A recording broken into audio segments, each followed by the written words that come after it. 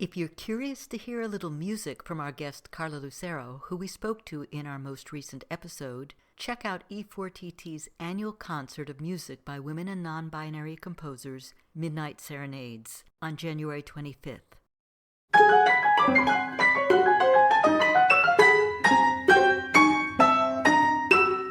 Welcome to For Good Measure, an interview series celebrating diverse composers and other creative artists, sponsored by a grant from the California Arts Council. I'm Nanette McGuinness, Artistic Executive Director of Ensemble for these times. In this week's episode, we continue our conversation with Carla Lucero, who we spoke to in February 2024. You write big, ambitious works, which is really cool.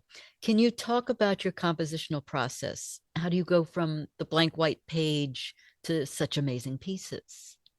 Well, thank you for that. I'm I have my process is it depends on what I'm doing. If I'm creating co-creating the libretto, Right. it's a completely different process. I'm writing the libretto myself. Initially it is. So I'm just going to talk about after the libretto is written, no matter if I've done it or somebody else.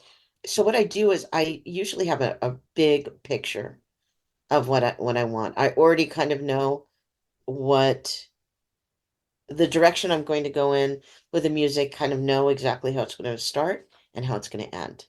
It's like a photograph in a way. Mm-hmm.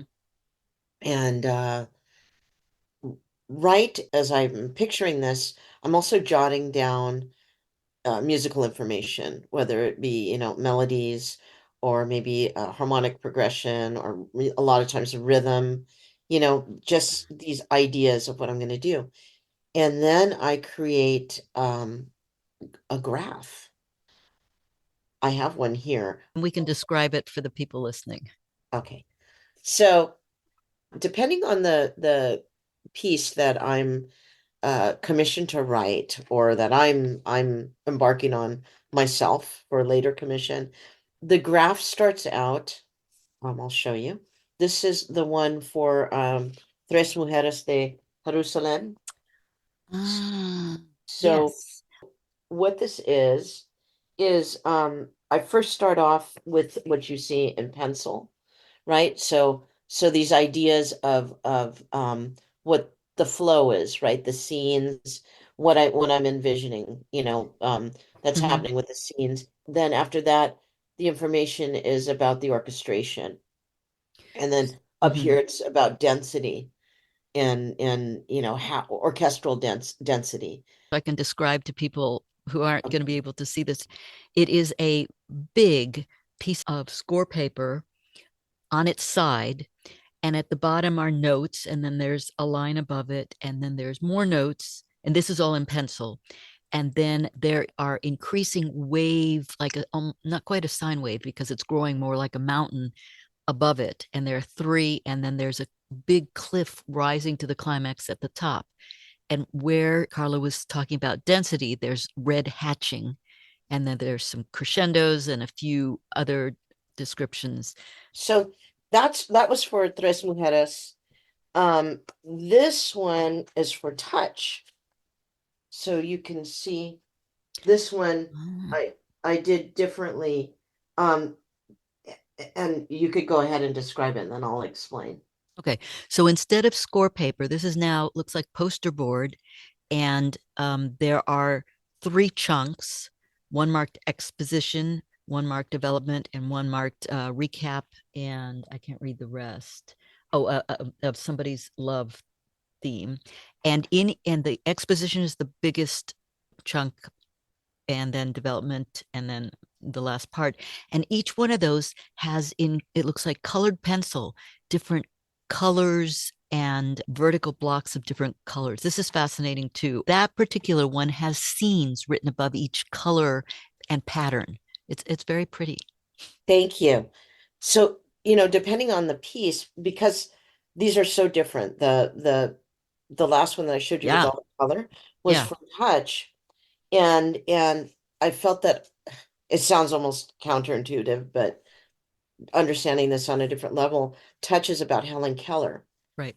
And so there were ideas, orchestration ideas that I had toyed with, that feel like shapes, that Hmm. feel like colors, trying to really express what's happening in her mind, in a very abstract way, but so that there is some consistency with that, how she's interpreting information and how she's relating to others in terms of, the world around her.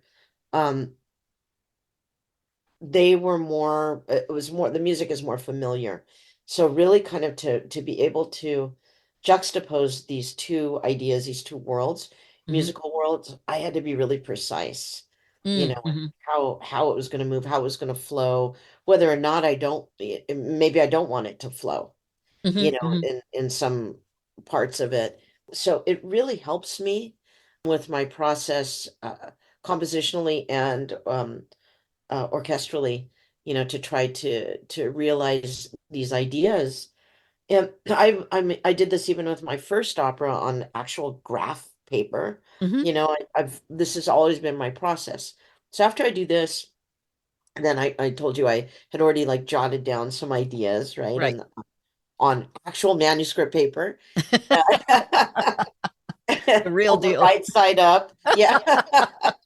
Uh, and after that, after the graph, I go back to those notes and I start to flesh out, at the piano, flesh out some of these ideas. Because actually, the first thing I need to do with opera is create a piano vocal score. Uh-huh. So it doesn't always work out that way. Sometimes I'm already orchestrating in my head, right? And it's like, oh, this scene, I already knew what I was going to do orchestrally, so I have to create a reduction, for this particular scene. Um, Right. but usually let's just say mostly it's the other way around where I'm creating the piano vocal score. So a lot of that works at the piano. And then I do what I call my refinement process.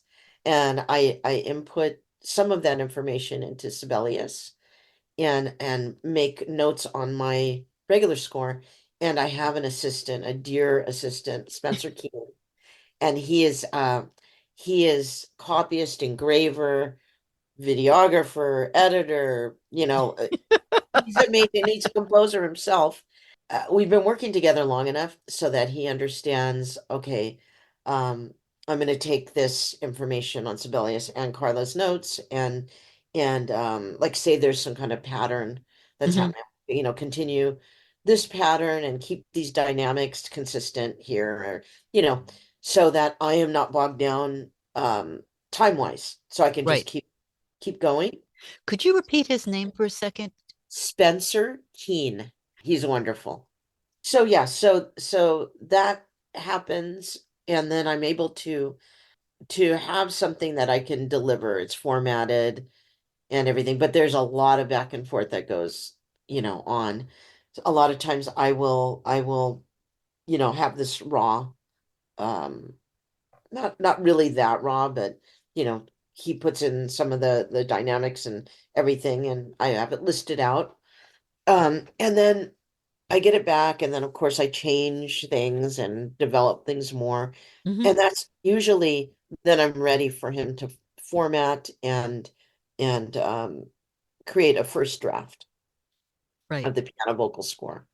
After that, then I go into, after a workshop, I go into orchestration. The commissioners always, the companies commissioning me always think like, oh, she's going to start orchestrating now. It's like, you know what? I started before I even, started the piano vocal score. So it's just kind of a continuation of developing the project, but orchestrally. Right. Because you're hearing the timbres as you're composing. And so you already know how you want it to sound. The orchestration is part of the inspiration for the sound in the first place. Exactly. More and more so with each project. It seems like that's kind of happening very early on for me. The way you were describing color and senses, are you synesthetic? Yes, I am. And I noticed it was a very interesting way that I perceived this before knowing what it meant. Hmm. When I was young, I realized that certain uh, uh, colors and frequent well, I don't know how to explain this. Like like when you're watching the old TVs and then you start to get that horizontal roll, Um, the like the old oh, TV. yes, yes, yes, yes. You mean when it's not really working quite right and it starts to flip? Yeah, I started to hear and there was no sound. Interesting. You heard frequencies and sounds. Oh yeah, it was wild. And I remember I was pretty young. Hmm. Remember asking my parents, What's going on? yeah, what are those sounds? What's happening? And they're like looking at me like, oh, and on top of this, I was dyslexic. So my parents are like, okay, we want a rebate. That's uh funny. yeah, so it was crazy. So I knew that was happening and then same thing with colors and I just thought it was like normal that Yeah, everybody, processed visual information I do like not. I don't see colors with music, but I've worked with a number of composers who do. And really.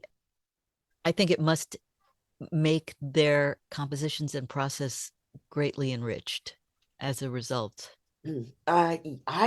I don't know. I mean, it's hard, because that's the way I am, but Yeah, it kind of right. explains the graphs too. Yes, that's what made me think of it when you showed me your Yeah. graphs with the color blocks. I was like, I got a hunch here. Uh-huh. And I feel it. I can feel it, taste it, hear it, everything. It's kind of um it evokes something in me where I'm, That's intensely hearing cool. everything. Very Thank cool. you. You're Thank welcome. you. Thank you for listening to For Good Measure. And a special thank you to our guest, Carla Lucero, for joining us today. If you enjoyed this episode, please subscribe to our podcast by clicking on the subscribe button and support us by sharing it with your friends, posting about it on social media, and leaving us a rating and a review. To learn more about E4TT, our concert season online and in the Bay Area, or to make a tax-deductible donation, please visit us at e4tt.org. This podcast is made possible in part by a grant from the California Arts Council and generous donors like you. For Good Measure is produced by Nanette McGuinness and Ensemble for These Times and designed by Brennan Stokes, with special thanks to co-producer and audio engineer Stephanie M. Neumann. Remember to keep supporting equity in the arts and tune in next week for Good Measure.